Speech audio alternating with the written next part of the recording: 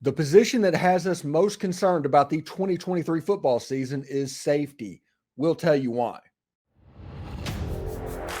You are Locked On Ole Miss, your daily podcast on the Ole Miss Rebels, part of the Locked On Podcast Network, your team every day.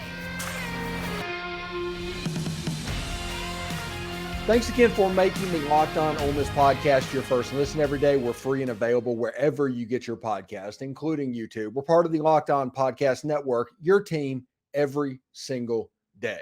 Hello, I'm Stephen Willis, and this is the Locked On Ole Miss podcast. And today's show is brought to you by the Game Time app. Download the Game Time app, create an account, and use code LOCKEDONCollege for $20 off your first purchase at Game Time. So the position that is giving us the most pause, the most concern for 2023 is, in fact, safety. And the reason for that is simple. This offense was so safety-centric with a very specific type of safety over the last 2 years that Ole Miss recruited to them. And all of that going to a system that Pete Golding, they do not match. They do not talk well together. It's like trying to put a beta tape in a VHS player. And for people under the age of 30, that's VCR jargon. But it's the reason that Pete Golding was forced to hit the transfer portal so hard after spring. It just didn't meet up. And the main players coming back that everybody was thinking about was going to take a step in the safety room was probably Ladarius Tennison, Ashim Young, and names like that. You have Trey Washington, who actually is performing really well and is going to be a major rotation player this season. But the main starters that you think about would probably be Tennison and Young. And it just doesn't work out that way. What we're looking at is Pete Golding went heavy on the transfer portal this year to try and, protect deficiencies. And he went out and he got Daijahn Anthony from Liberty. And what he did in his philosophy was to go out and get a bunch of cornerbacks that maybe were not SEC level cornerbacks. They might not be able to play corner at the SEC level, but they have the coverage skills to actually be a pretty good safety. Dijon Anthony is a guy that fits that bill quite frequently at Liberty, playing cornerback. He is projecting at safety, and a lot of times he was lining up at that time over DeAndre Prince, and I'm sure Deshaun Gaddie will be out there a little bit some in the fall, but he's playing quite extensively at the safety position. But we don't know exactly how this is going to go, because this is a relatively new situation. That the safety room is definitely in show me mode. All the talent is there for them to do what needs to be done. I just don't think we're at the level right now, at the area right now, where we can just assume that it's going to happen. Whenever you look at somebody like Ashim Young, who was a true box safety thumper in the Chris Parcher's 3-2-6 and the DJ Durkin 3-2-6, he was recruited to that. He came from Iowa State to where he did that. In this Pete Golding defense, if he plays safety, he will be asked to do it differently, asked to do different things. His coverage skills are going to have to be on point. Now, you've already seen with Ladarius Tennison, they have moved him to linebacker. Apparently, the coverage skills were not at a level that they were comfortable with, so they moved him down. Ashim Young is somebody we're probably on that watch as well, but he has not been moved down at this point. So that probably lets you know that his coverage skills are pretty good, and we'll see exactly what happens there. Another player is TJ Young, and he's a guy that was recruited by Lane Kiffin to FAU, actually. He had 4 pick sixes for touchdowns last year. Great coverage skills. He did a great job in the secondary in Conference USA, but there's a lot of Conference USA type players that are coming into the defense at the moment. So we need to adjust, and they need to adjust quickly. Even though we're playing Mercer the first game where they can get their feet wet, they have to be ready to go the next week against Tulane. And don't forget, at the end of September is Alabama and LSU. They have to be a finished product by that point. But TJ Young is a very good athlete. These are players that we are expecting to play quite a good bit, but it's a bunch of unknowns. It's a bunch of show me. It's, if you want to have concerns over what happens in this team, and if something goes wrong, it's probably in that area of the defense. And then you look at Trey Washington. He is the player that has been here, and he has kind of slowly built up through the safety room. And he's an athletic guy. He has all the athletic ability to do that. There was a scrimmage the other day where he picked off Jackson Dart. He baited him and was able to pick him off, which is actually a big deal in this spring practice and this fall camp, because Jackson's been doing a pretty good job of taking care of the football. Trey Washington is going to be in there fighting for a spot. Now, I just named a whole bunch of names. Now, there's 3 safety spots. Ole Miss runs either a 4-2-5 or a 3-3-5. That's what they do defensively. So there's going to be 3 safeties on the field as opposed to 4, but they'll be asked to do different things. And I think they're going to be more coverage-based, the way you see the NFL do at the moment, and to where the 3rd slot corner, to where they're lining up there. So you might see a corner that's getting face up on an inside receiver, because that's where you get hurt now in football, or those inside wide receivers. It's not so much an outside wide receiver game that we used to think of when Jerry Rice and Michael Irvin and Randy Moss and those guys were patrolling the outside of the field. Now it's kind of more of a slot type situation. And you saw this at Ole Miss, honestly, starting with A.J. Brown and Evan Ingram. That era is when college football really began to change. And Ole Miss has chosen over the last few years to go very safety specific, to try and get some plus size body to try and stop the run when it happens. And you hope the coverage skills are good enough. Well, we'll see whenever this season happens, if these coverage corners, because you're essentially playing with 4 corners on the field, 5 corners on the field, can be physical enough on the inside to deal with the run. Now, there will be a larger body in there. Like whenever we run a 4-2-5, you're going to have a true 3 technique. Even when we run a 3-3-5, you're going to have some plus-size players lining up at linebacker and on the defensive line. And we'll talk about that during our post-fall camp grades in the second segment about where all they sit. But the safety room, they are the concern. They need to be the concern. Now, I'm not saying they can't do it. Do not hear me say that, oh, this is just a downtrodden group. They have the talent to do it. I'm just concerned that if there's a place that you want to look at that they didn't do it, it's probably here. I think they have the talent to get it done. I really like TJ Young. I like John Saunders playing free safety. Now, the biggest thing that Ole Miss had to replace that nobody's talking about is AJ Finley. He was a quarterback of that defense and made a ton of plays for Ole Miss's defense in the last 4 years. John Saunders is probably going to slip into that slot.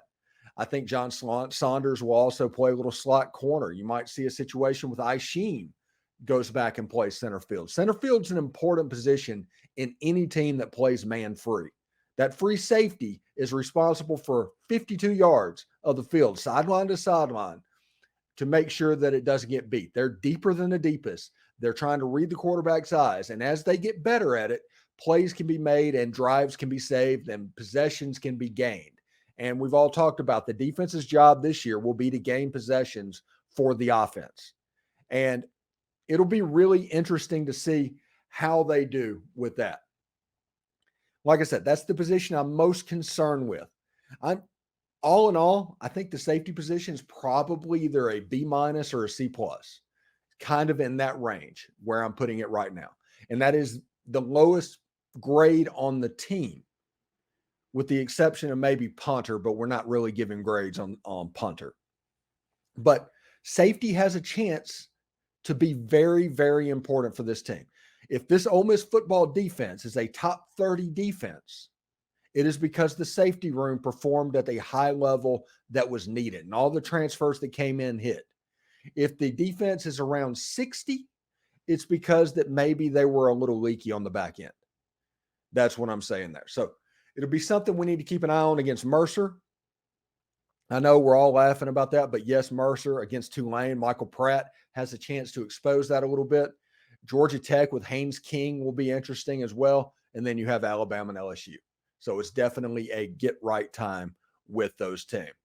Now, I do want to let you know that this show is sponsored by Game Time Tickets app. You know, Game Time is the place for last-minute ticket deals. Let's say that, I don't know, the Friday before you have not gotten your ticket to the Ole Miss LSU game, and you all of a sudden have decided you want to go to that game. Well, why not use the fastest growing ticketing app in the country for a reason?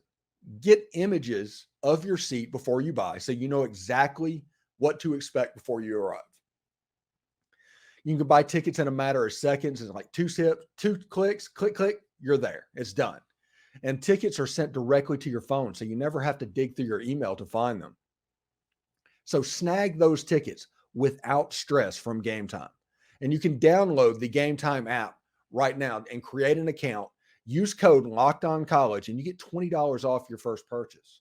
You might want to check those out and see if there's any Ole Miss games on there. It's because at 20% off, that's like half of a ticket in most cases. Anyway, terms apply. Again, create an account, redeem code LOCKEDONCollege, all one word, for $20 off your ticket. That's download Game Time today. Last minute tickets, lowest price, guaranteed. The two-part Ultimate College Football Preview is live on Locked On SEC. I got on there and fought the good fight as best I can with people that basically were pretty dismissive about a really talented Ole Miss team. So I fought that as best I can. I may not have done the best job, but I will always fight to do that. It's available on YouTube and wherever you get your podcast. It's a part of the Locked On Podcast Network, your team every single day. Now, the safety position, I wanted to say to put the safety position first because everybody talks about and makes fun of Sunshine Steve and all that. And I enjoy all of that because honestly, Homer is in the name of the podcast. I mean, if you're expecting anything other than that, it is your fault, honestly, not mine. But I did want to say that because I am known for telling it like it is. It's not telling it like it's supposed to be or telling it like it what it is as opposed to could be, should be. And that is a position for the last 3 months I've been concerned about. I just have. But the rest of the defense is a little bit more rosy. And we're going to start off on the defensive line. And JJ Pegues and Cedric Johnson, they're kind of the leaders on the defensive line with Jared Ivey. Those three are probably as good of a three-man look on the defensive line since probably 2014-ish, I think. Good football players. JJ Pegues gets to play as a true three technique, which is honestly his wheelhouse. Cedric Johnson is going to line up and play that jack role, that rusher and linebacker kind of go back and forth. We need to check and see if he loses a little weight before the season. He came in at 265. I was wondering if he might drop that down to like 255 just to, to do that, but it'll be real interesting what happens with Cedric Johnson. Hey, will he wear number 38 or will he just wear a patch? We have to find that out as well. At nose guard is a little bit interesting. There's three players that are competing for the job in Stephon Wynn, Xavion Harris, and Joshua Harris, and they're all competing for what's going on. I think Stephon Wynn is going to likely win that job, and that probably comes from his experience that he gained playing at Alabama for 3 years. So that's probably helping him out as well. That's not really saying anything about Xavion or Joshua Harris, but it's hard to fight experience. Now, the question is, I hear all the time on podcasts that Xavion Harris is being looked at as a top level, like offensive tackle. Will sliding to third in the depth chart be a impetus for a move if that was going to happen? It seems like that would be the case if he can help you elsewhere like that as well. Now, if you look at backups like Jamon Gordon, I mentioned Xavion Harris, Akello Stone, a little bit undersized defensive lineman. I think he's going to three technique from time to time.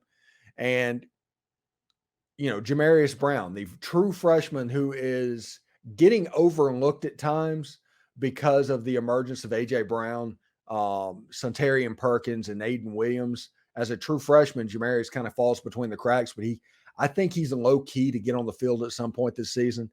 Honestly, I give the defensive line right now. I forgot to mention Isaac Ukwu, who's backing up Cedric Johnson. just the depth that they have and the rotations they have on the defensive line at the moment. There's a lot of players that have to do it, but they have the potential to do it. And since we're going off of the potential, I'm going to give it an A- defensive line at the moment. It will be the strength of the defense as well. Now, if you go to the linebacker position, you have Monty Montgomery, who's kind of separated, as we all kind of thought he would do, right?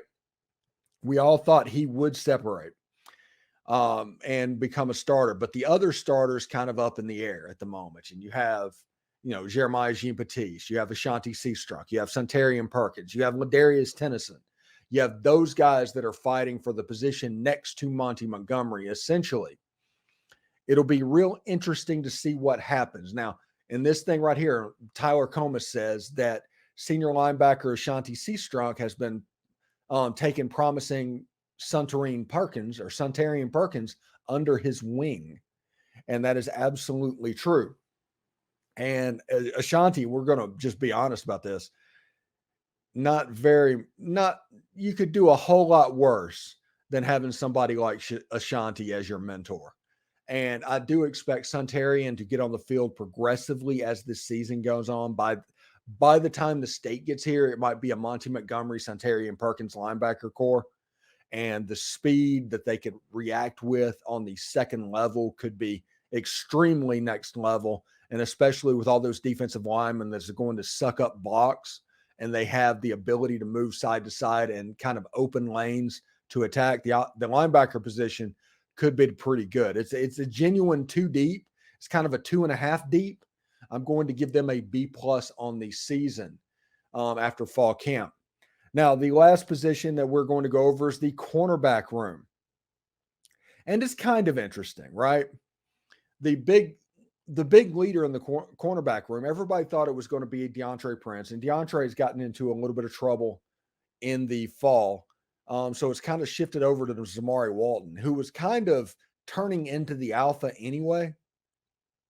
But as a senior, this is kind of a last bullet in the gun, the defense version of a Spencer Sanders type. Is the guy that came in, there's urgency. He picked everything up. He'd seen a bunch. He'd played a ton of football.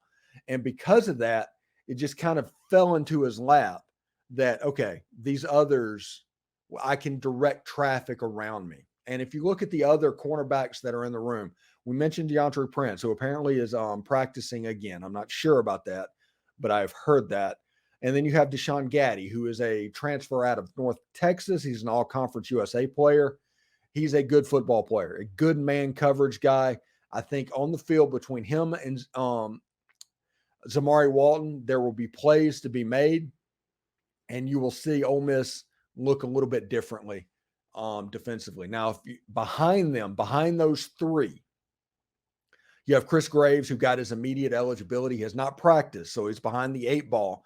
But what I think you might see with Chris Graves, he's like a superior athlete. He's from the Fort Myers area, I believe, in Florida. He was a former top 100 player, 4-star. Honestly, really similar coming out of high school as Otis Reese was. But instead of being a safety, he's playing corner. Super athletic guy, played a lot of wide receiver in high school.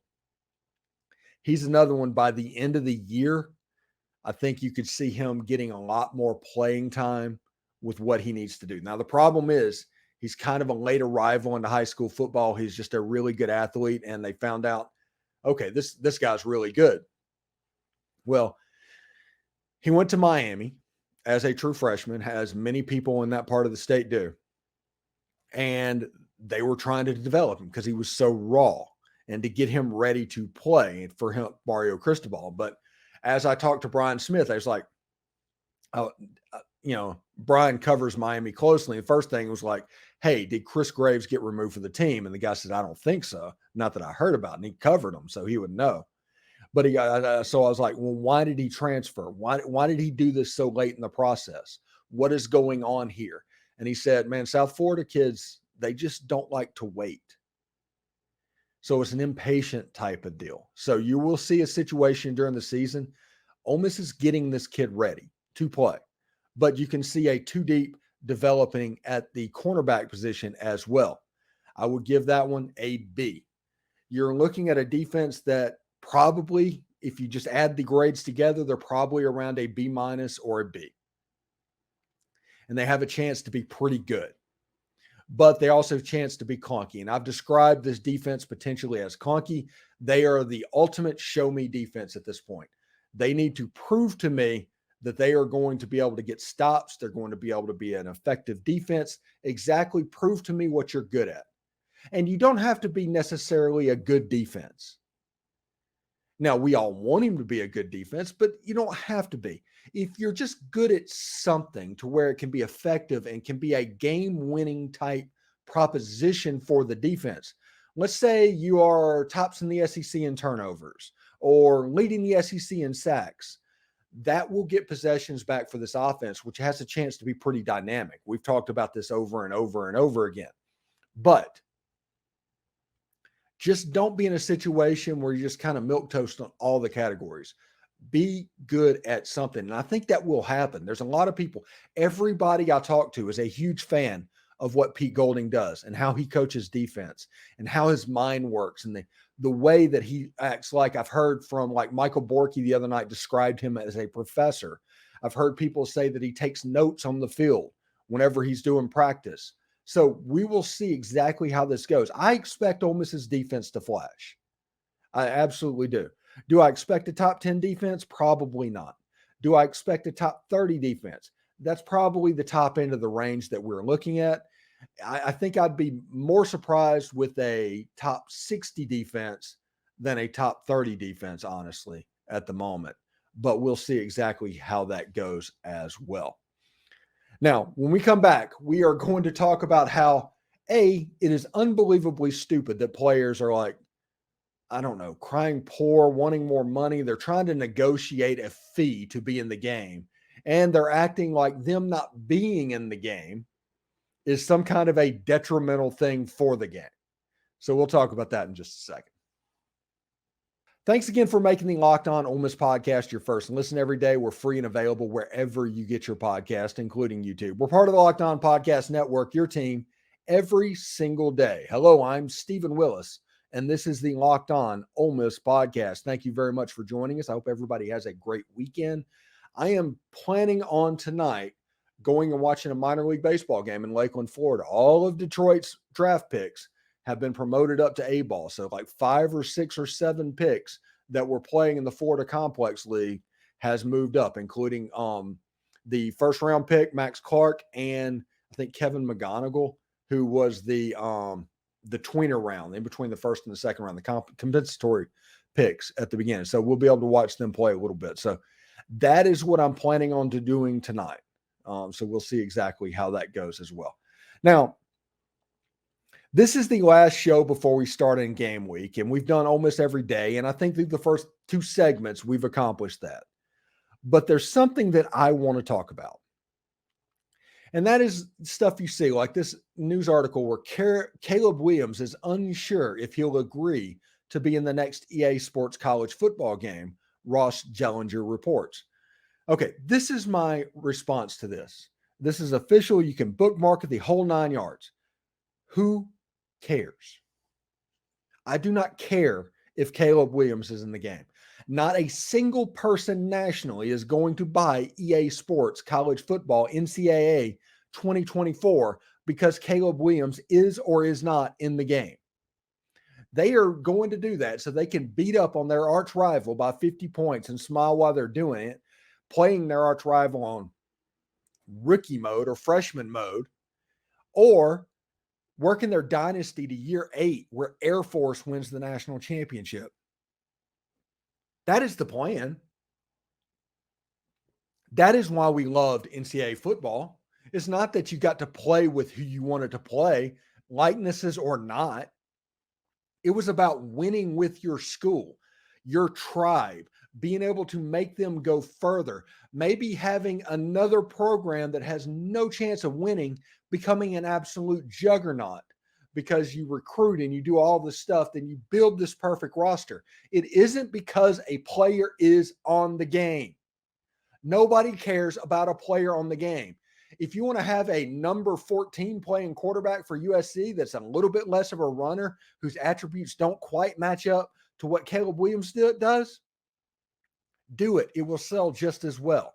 The one thing that we can't get into the weeds with is thinking that NCAA football is somehow important because of the NIL.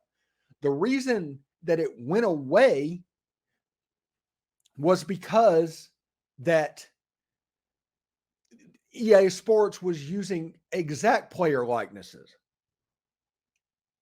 So attribute-wise and everything, and the numbers-wise, everything except the name of the player was on the game. Change the number, change the attributes a little bit, and you can still get around to all of this stuff, and everything will sell as good, if not better, than if you get into this whole situation to where you're having to negotiate with players over rates. We don't care about players in this game. We care about our school in this game. We care about the mechanics of college football in the game via recruiting and dynasties and playoffs. We do not care about players in this game. Not one single Ole Miss fan is going to buy NCAA 24 next year other than Walker Howard and Austin Simmons, and hope to see Walker Howard or Austin Simmons in that game. They're looking to see Ole Miss in that game and compete with the Ole Miss Rebels. Just my thought there. All right.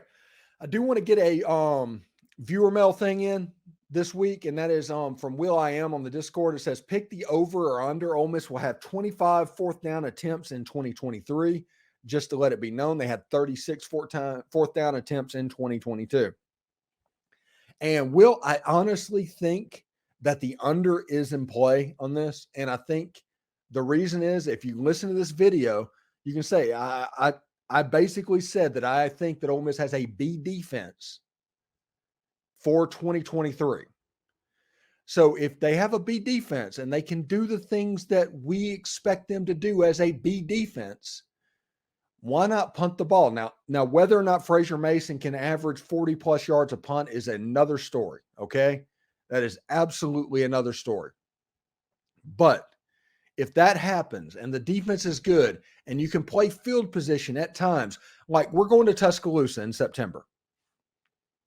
Once we get to Tuscaloosa in September 23rd, the main problem that Ole Miss had in 2021 when Matt Corral was there, the get you popcorn ready game, was the going for it stuff. The hole was dug in the first half. Ole Miss was unable to get out. It ended up being 42-21. Ole Miss ended up being in good shape, but the game was essentially over because of going for it and things like that.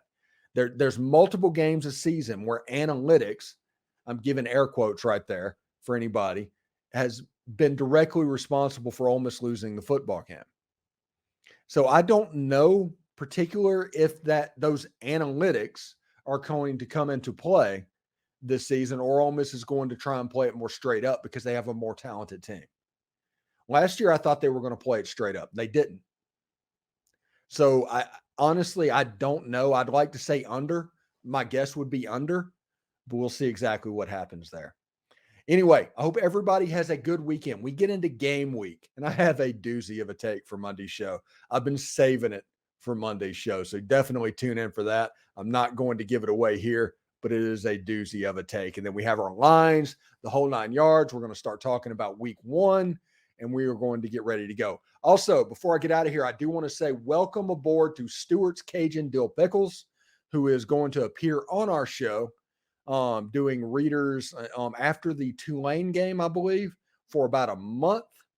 We are happy to have Stewart's talking about dill pickles and all of that good stuff. So I'm so happy to have them on the show, and we'll be fired up about that, and other businesses that have local ties that are Ole Miss fans.